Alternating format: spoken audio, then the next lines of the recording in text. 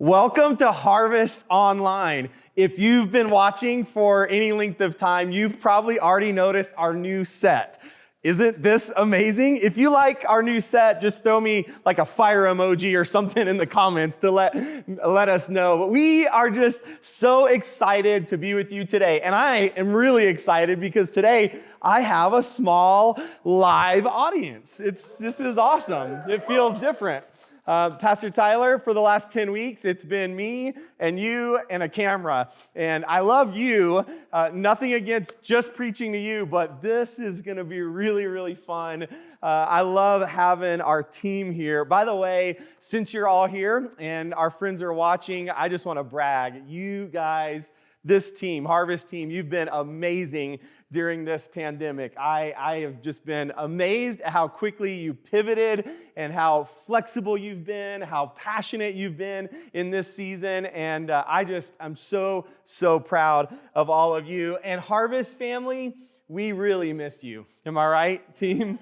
I mean, we really, really miss you. I know we got to see a bunch of you last week for Convoy of Hope. That was phenomenal. I'll talk about that in just a second. But today, this afternoon, we want to invite you to come and to visit. Our team is going to be in the parking lot this afternoon, and we'd love for you to come by, say hi, and we have a gift for you. We have the newest Harvest t-shirt. I'm so excited, and we're gonna give it to you today. All right, if you'll come through, we'll be set up. We'll have all your sizes. We'll give it to you. Really, we just wanted a touch point, and we wanted to remind you that we know you're there, and we're praying for you, and we love you. And hopefully, it's not too much longer until we're able to be back together in live services. But I can say this with confidence, and I mean this absolutely. The church has never been more open than it has been in the last couple of months. I am so proud of Harvest, of our response in this crisis. I have a spreadsheet because there's so much we've been able to do. It's been hard to keep up with. And so I've been keeping track of all of the things, all the Friday dinners and the debt payoff and all of the things. And then, of course, this weekend was Convoy. You know, we served 627 cars. But, you know, we have a thing we say everyone matters.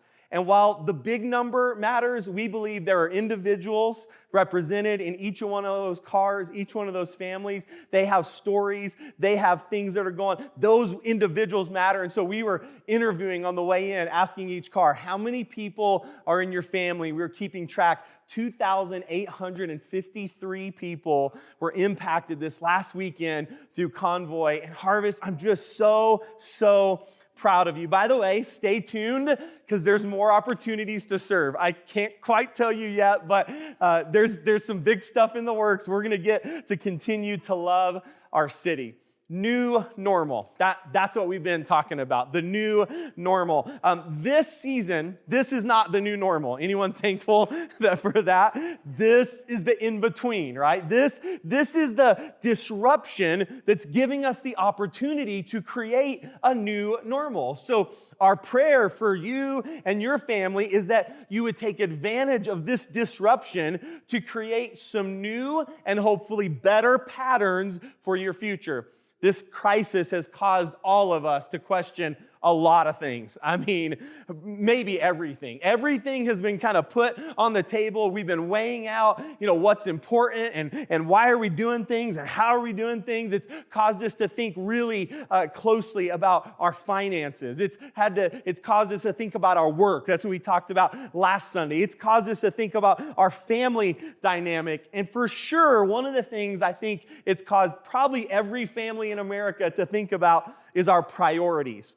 It's like overnight things shifted. Overnight, things that we thought were important, all of a sudden we realized weren't nearly as important as we used to think. Things began to change. And that's what I want us to talk about today. New normal and our priorities. How do you determine what's the most important? How do you live a life that truly prioritizes the right things? And we've been saying this through the series, but all of us have patterns, all of us. And we naturally gravitate back towards those patterns, the things that we know. And here's what I know about this is we'll naturally gravitate back to the things that we prioritized.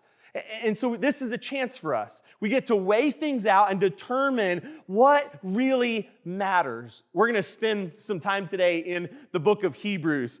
Hebrews chapter 12 is written about a time in the world where the world is shaken, but it's also talking about a time in the future where the world is going to be shaken even more.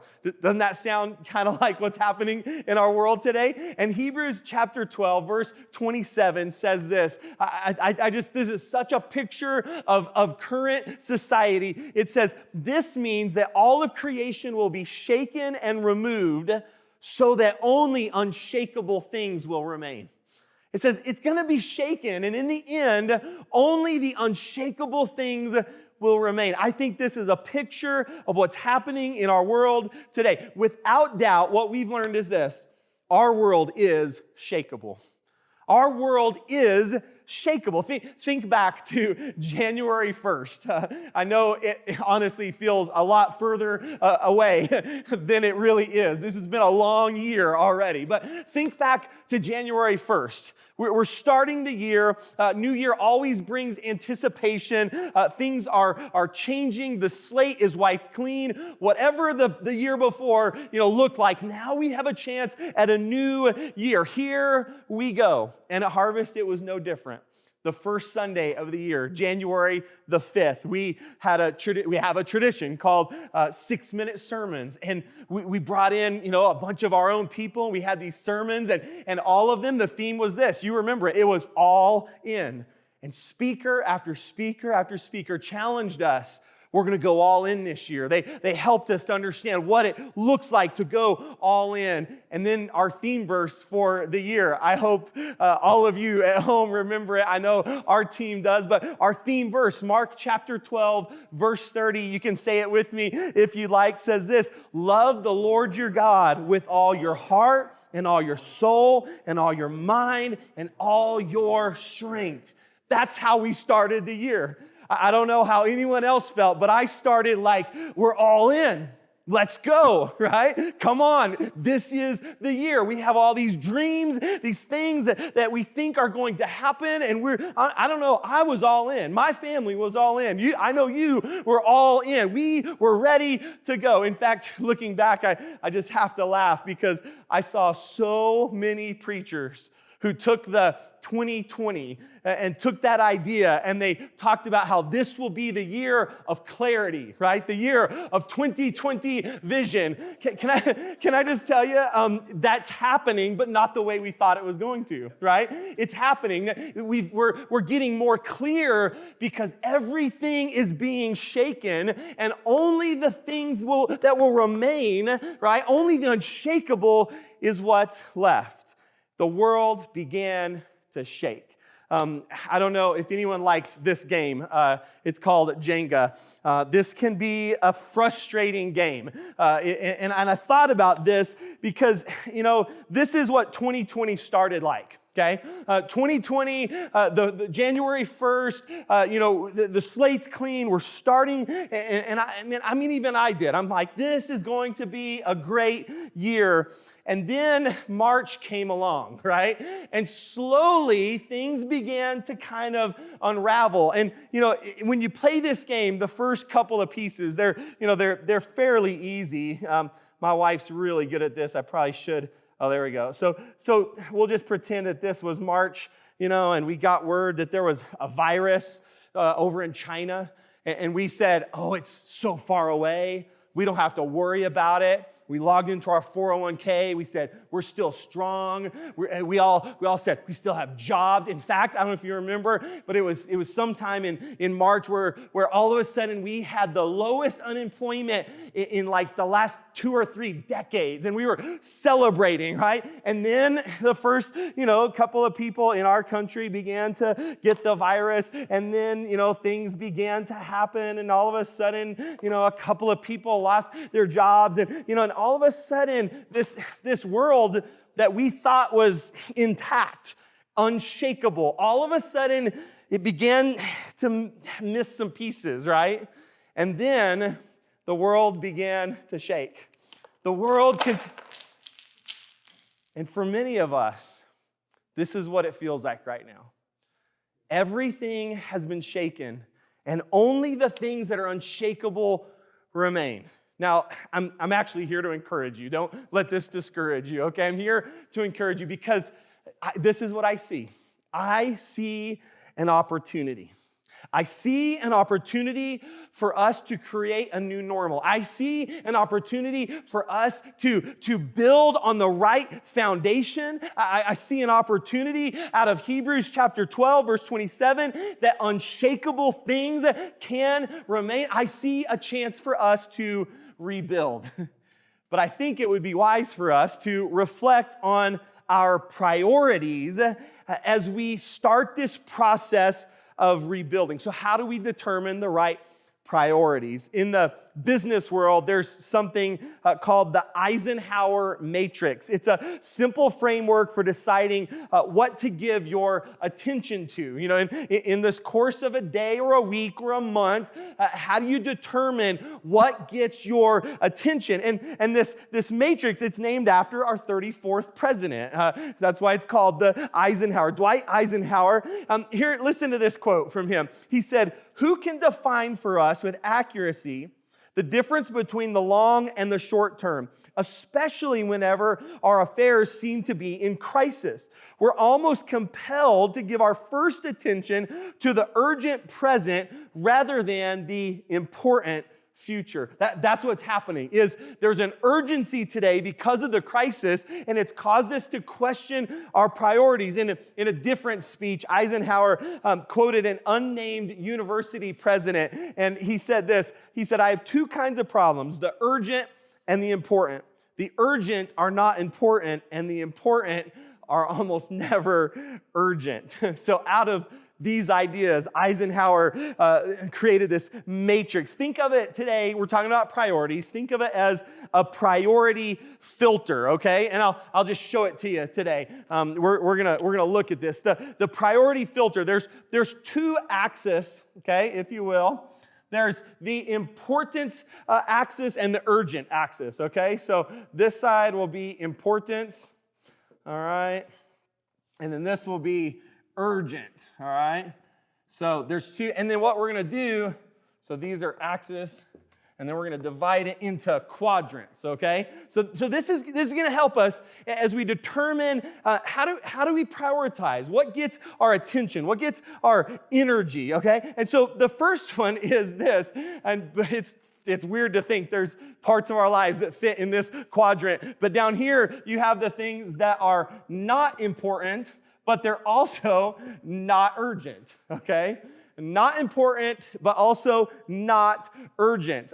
As the crisis began to unfold in America, we began to hear terms like this: essential jobs and non-essential jobs, right? By the way, if you had a non-essential job, if it was termed non-essential, don't let that get too much in your heart, okay? It doesn't mean you're not essential. It means someone, up the governmental ladder determined that the job wasn't, right? But I thought of that as we're thinking about the not important and the not urgent. What do we do with those things? I think in this crisis, it's caused us to ask some questions, okay? Maybe you've asked this. Maybe you've asked, as you've kind of assessed the things in your home, because you've been stuck there a lot more than normal. You've asked, why did I buy that, right? Something that pre-crisis looked really important, right? Like, oh, I just have to have this thing, this item. And now you've been stuck with the item for 2.5 months, and you're like, I don't even know why I bought that. I don't even like it. I don't like the color. I don't like, whatever it happens to be. Or maybe you've looked and you've said, do I really need that, right? We're because our priorities are shifting. Or I know a lot of people ask this, how many do I need, right? Early on, when all the toilet paper was flying off the shelves, right? There were some people that were going, how much toilet paper do I need. I'll just have some fun with this. I've noticed, I've kind of been the primary grocery shopper during the crisis. And so I've noticed there are some things that people don't buy during crisis. Okay, I just have noticed as I'm walking along through the store, going the right direction of the arrows, I've noticed some things. Here's some things people don't buy in crisis. They don't buy unsweet tea. I've just noticed, which makes sense because it's just colored water. I mean, it just doesn't make any sense. But I've noticed the sweet tea's gone, the sodas are gone. Unsweet tea is just all lonely on its shelf, right? I've noticed that during crisis, people don't seem to be interested in buying kale. Because it's kale. That's all I have to say, right? Here's another one. People don't seem to be interested in buying pasta made from chickpeas, okay?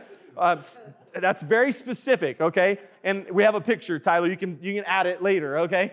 Pasta, I don't even know I don't want to taste pasta with chickpeas. So even in a crisis, right? There's food shortage, there's food insecurity. People are like, no pasta with chickpeas. Right, here's just a couple more. Chocolate hummus. That just sounds disgusting. I mean, chocolate hummus? I mean, I don't like regular hummus. I certainly don't want. And then one last one, I just found this one amusing. And again, I have a picture. All the beef is gone in the meat department. All that's left is pork, all right? All the poor little pigs, man. They're all left alone, right? I'm having some fun with this today, but hopefully what we've discovered is there's some things in our lives that aren't nearly as important as we thought. So what do we do with the things as we discover they're not important and they're not urgent? What we do with those things is we delete them. We got to find a way to get rid of the things in our lives that are unimportant. I'm convinced that we spend too much time living for things that are unimportant. Now, I'm not talking about pasta with chickpeas anymore, right? I'm not talking about chocolate hummus. I'm talking about the activities of our lives, how we spend our time, right? How we utilize our energy and our resources and our giftings. I'm convinced that we spend too much time on the unimportant. Here's the trick of the enemy. I just want to expose the trick of the enemy. It's to convince you that unimportant things are important. If he can convince you to spend your energy on unimportant things, then you'll never get to the important things. And that's exactly what Satan wants to do. He wants to stop you from living the life that God has called you and created you for by just simply keeping you all wrapped up in all of these unimportant things. I'll go back to Hebrews chapter 12. This is kind of where we started, but I'll go to the beginning of the chapter. You've heard this verse. Hebrews 12:1. Let us strip off every weight that slows us down. What he's saying is, let's throw off the unimportant things, right? Let's throw off the stuff that doesn't matter. If you've ever ran a distance race or hiked a long distance, you know this. You know that you don't want to carry anything with you that you don't have to carry. Why? Because they call it dead weight, right? It's unimportant. So we gotta figure out how to throw off the stuff that's unimportant. So I'm encouraging you today, let's use this season to lighten the load for the new normal. We're trying to create a new normal. So let's lighten the load. Let's assess now, right? Let's go through the backpack of stuff we've been carrying and weigh it out. Is this important? Is this urgent? If it's not, let's figure out a way to leave it there. The second quadrant is the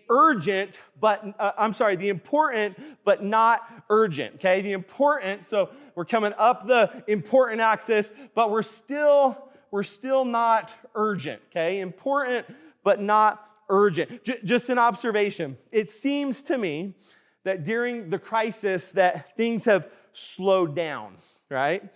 People are at home more and they're not having to rush around and get to work. The roads, if you've gotten out on the roads, are not quite as congested. And just overall the pace, right? Even like in the grocery store, even with the arrows, even with all, it's a little bit of a slower pace. And before everyone was just running, right? The pace was, it was almost too much to keep up with. And I think what we've realized is that maybe everything's not as urgent as we used to think it was. Maybe things that we perceive to be urgent really weren't that urgent. Maybe we were creating a crisis in our own minds, right? I love this verse in Matthew chapter 11, verse 28 through 30, and I really love it in the Message translation. The language is just beautiful. It starts out like this. It says, "Are you tired, worn out, burned out on religion?" I think that's the question to all of us pre-pandemic, right? We're running, we're hard, we're going for it. And Jesus says, are you tired? Are you worn out? And he says this is the offer from Jesus. Come to me. Get away with me and you'll recover your life. I'll show you how to take a real rest. Walk with me. Work with me. Watch how I do it. And I love this line. Learn the unforced rhythms of grace. Learn the rhythms of the kingdom. He says, I won't lay anything heavy or ill-fitting on you. Keep company with me and you'll learn to live freely and lightly. I just love this idea that God has a different rhythm than the rest of us. Confession of a pastor is it's so easy for me to get into the rhythm of the culture around us. It's so easy for me to buy into the stuff that the world says is high importance. I just get on that rat wheel and can I just tell you today, I'll say it to myself, you can get off the rat wheel, right? Have you ever watched them, in the pet store? I mean, they're stuck, and I watch them, and I think, come on, little, gerbil or hamster or rat, or like get off the wheel, right? And you see the fear in their eyes, like what's going to happen if I stop? And I just want to say to them, you're just going to get off the wheel. There's nothing else is going to happen, right?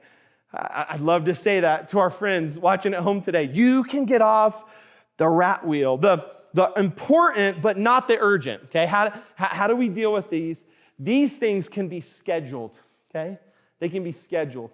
We can lower that urgency, right? We don't buy into the rhythm of the world, and we say, yeah, that's important, so I'm going to plan, right? I'm going to schedule. I'm going to make sure, because it is important, I'm going to plan for it. The next quadrant is the urgent but not important. Okay, so we're going this way now. All right, so it's urgent, but it's not important. Urgent but not important. Last Sunday, we talked about work and we talked about discovering our purpose. I just want to go back there for just a moment. I made this statement because I think this helps us with the urgent things that are not important. My dream for you is that you would do what you do best, to do what you love the most, to create results that matter the most. What I really want is for you to find your sweet spot, right? To find that sweet spot where you're really doing the things that matter the most, and anything else you're finding a way to just get rid of it, right? You're finding a way to delegate it. You're shoveling it off to someone else because every one of you have a sweet spot. That's where I want us to live. And here's the trick of the enemy is the enemy just wants to keep you busy. We live in a society where there's an illusion that if you're busy, you're important. There's an illusion that if you're busy, you're accomplished, right? There's an illusion in our world today that if you're busy, you're better than someone who's not busy, right? I mean, there's all of this, and I'm trying to help set you free today that there are things in your life, right, that are in this quadrant that you can delegate them. You can say no to them. So I'll say it this way. We have to learn to say no to good things so we can say yes to the God things. That's really where we're talking about priorities. How do we tap in to the things that God has created for us to do? And then finally, we've got the important and the urgent, okay? It's both. It's the important and the urgent. This is where we want to live, guys. This is where we want to spend 98% of our time, of our energy, of our resources. Listen again in Hebrews chapter 12 to the rest of the verses. So it says, let's throw off the weight and the sin that entangles. And then he says this, and let us run with endurance the race that God has set before us. That's this quadrant. Let's run the race you were created for. Let's run the race, the one that you are specifically designed for. This is where we spend our time. But church, I want to remind you today, we have a very important and very urgent job to do.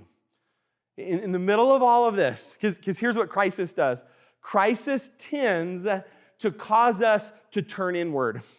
Crisis tends to cause us to think about our bank account, our job, our family, our health. And I just want to open you back up today. I want to open your heart and remind you that as followers of Jesus, we have an extremely important job and an extremely urgent job. In Matthew chapter 28, Jesus is with his disciples. He's getting ready to leave the earth. He's giving some final instructions to the disciples. I've always thought this, that final instructions, they carry weight. I mean, if I know that this is the last thing I'm about to tell you, I'm going to think long and hard. I'm not going to make any jokes, probably. I'm going to make my words count. And this is what Jesus said. He said to the disciples, he said, I've been given all authority in heaven and on earth. So he's letting them know, like, I'm backing you up on this. I have all authority, heaven and earth. And so he says, therefore, go and make disciples of all nations, baptizing in the name of the Father, the Son, and the Holy Spirit. Teach these new disciples to obey the commands I've given you, and be sure of this, I am with you always, even to the end of the age.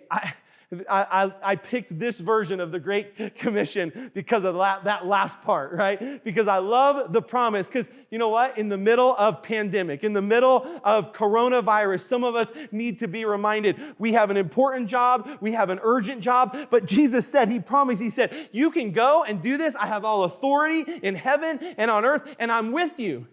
He was looking into the future. He was looking at 2020, the year we all started out like, I'm all in, let's go. And then everything crumbled. And Jesus, I'm just telling you, he's saying to us today, I am with you always. Everything that we do, everything, we're talking about priorities, everything we do should connect back to Matthew 28, to Jesus' command to go and to make disciples. We have such an opportunity. I've been saying it the last couple of weeks. It's never been easier. It's never been easier to bring hope. It's never been easier to show love. It's never been easier to be a witness for Jesus. I'm just telling you, it's never been easier. And we cannot forget that that's what we are called to do. In the middle of crisis, we can stand in confidence because of our relationship with Jesus. Because of that relationship, we have something in us that is unshakable. We can stand on that promise. Everything should come back to this. So we have a chance to completely redo our priority filter as we start to create a new normal.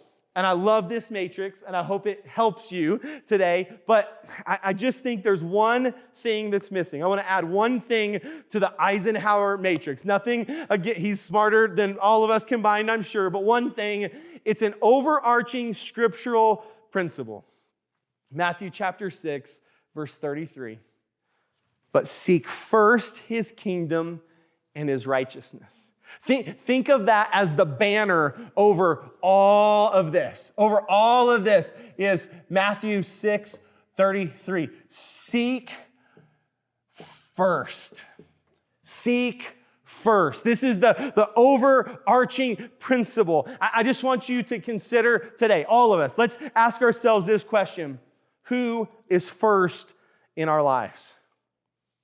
Who's first? Who's in first place? Listen, there are so many things to seek after in this life. So many. They're not bad things. Marriage, right? All the wives would say, you better continue to seek after this relationship, right? Children, I love that I have my own girls here today, and Gabby and Angel. I love that. Listen, that's a worthwhile thing to seek after, to pursue, right? We should be doing that. Your job is important. okay? Your job, whether they said it was essential or not, right? It's important. It's okay to have the passion for your job, to pursue advancement, to pursue, the success there. And then here's where we usually start getting off track. We pursue finances, and we pursue the stuff that you can get with finances, and you pursue the achievements, and you pursue adventure. There's so much to pursue. And I just want to be clear, none of this is wrong. It's not wrong. God put inside of you desires. He put stuff inside of you, and you want to pursue that because He created you. He created you to like those things and to want those things. But let me also be clear that Jesus wants to be first. He didn't say don't seek anything else. He said seek first the kingdom and righteousness. First, seek these things. Then, and I'll show you in the verses that precede this verse. In verses 31 and 32, he says, do not worry, what shall we eat, or what shall we drink, or what shall we wear? Those are things that you can pursue, right? What am I going to eat? What am I going to drink? What am I going to wear? Where am I going to live? Where's my kids going to go to school? Where's my job? All of these are things. He says, don't worry about those things. Right? He says, for the pagans run after these things, and your heavenly Father knows that you need them. In fact, there's a promise attached to this. Then he says, seek first the kingdom and His righteousness, and all of these things will be given to you as well. Therefore, don't worry about tomorrow, for tomorrow will worry about itself. Each day has enough trouble on its own. Isn't that good news? We don't have to pursue all the other stuff. We pursue the first thing. If we put Jesus first, He takes care of all of the other things. So today, I'm asking us, let's make two commitments, just two commitments. Number one, let's put Jesus first. Let's put Jesus first. In fact, in just a minute, I'm going to lead you in a prayer, and you can pray it at home. You can pray it with us. It's a prayer to put Jesus first. And then let's focus our energy on the most important things. Let's run our lives through the priority filter by starting with Jesus first and then evaluating what is the most important and what is the most urgent. And then let's run the race that has been put before us. This means we're going to have to delete some things. We're going to have to delegate some things. We're going to have to schedule some things. But all of that means that we get to do what we were created for. I'm telling you, that is a sweet spot. So let's put Jesus first this morning. If you're at home and you'd like to put Jesus first, I'm just going to lead you in a prayer. You can say it right there in your living room, and let's put Jesus first. All you have to do is I'll pray. You pray after me. Say, Jesus, why don't y'all help me? Jesus, I'm sorry for my sins and all I've done wrong. I trust you. You are unshakable. I believe you died on the cross and rose again so I could be forgiven. I give my life to you. I hold nothing back. I'm yours, and you are my Savior. In Jesus' name, amen.